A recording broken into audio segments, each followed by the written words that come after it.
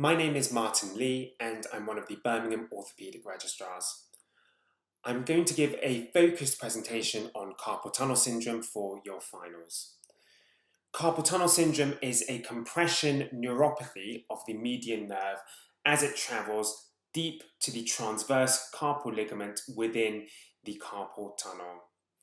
You can see on the right here that it is in fact the most superficial structure in the carpal tunnel, with the 4 superficial and 4 deep finger flexors, all deep to this, and the flexor pollicis longus muscle in the tunnel. It's worth remembering that the palmar branch of the median nerve leaves the median nerve before the carpal tunnel and is thus spared, whereas the recurrent branch, which supplies motor innervation to the thumb, actually leaves distally to the carpal tunnel and is usually affected in severe cases of carpal tunnel syndrome. On the left-hand side, you can also find risk factors summarized with the mnemonic cramps. In terms of presenting symptoms, many patients will report painful paresthesia and numbness in the radial 3.5 digits, but in reality, one of the commonest presenting features is simply pain and paresthesia in all 5 digits of hands, and in more than half of cases, it can be bilateral.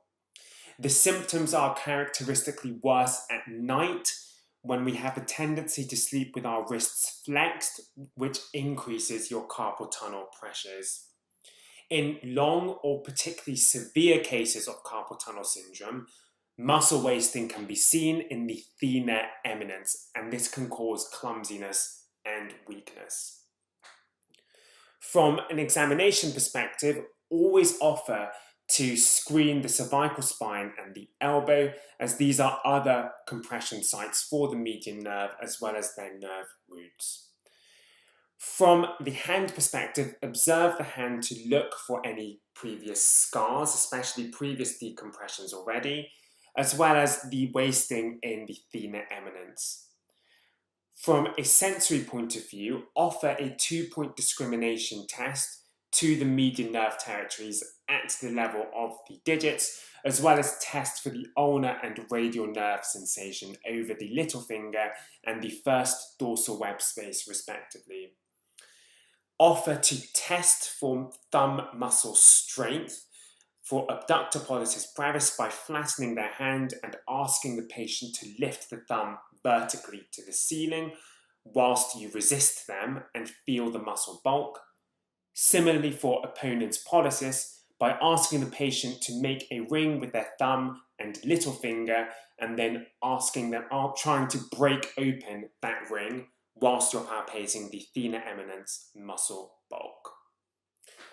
Finally, offer provocative tests for carpal tunnel syndrome.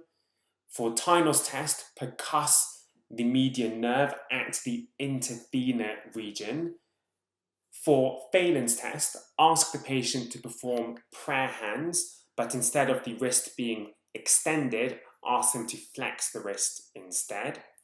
And finally, Durkin's test, which is direct pressure over the median nerve in the interthenar region, and all these 3 tests should recreate their symptoms.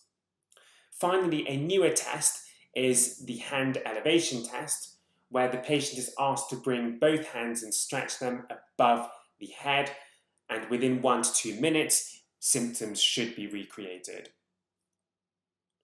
In terms of investigations, history examination are usually sufficient, although in practice, many clinicians choose to request nerve conduction studies to prove existence of carpal tunnel syndrome before offering any therapy. Ultrasound and MRI can be useful for the complex wrist or for if there's any clinical suspicion of a mass within the carpal tunnel causing symptoms. In terms of management, for mild cases, a nocturnal wrist splint may all be needed to stop the wrist from flexing at night for nocturnal symptoms. If this does not resolve, a corticosteroid injection can be offered, and in some cases this can be curative and particularly useful if the trigger is temporary, such as pregnancy. However, the gold standard remains surgical decompression of the carpal tunnel with its characteristic scar that you can see in that photo in the interthenar region. To summarize, carpal tunnel syndrome is a compression neuropathy of the median nerve at the carpal tunnel. Thank you.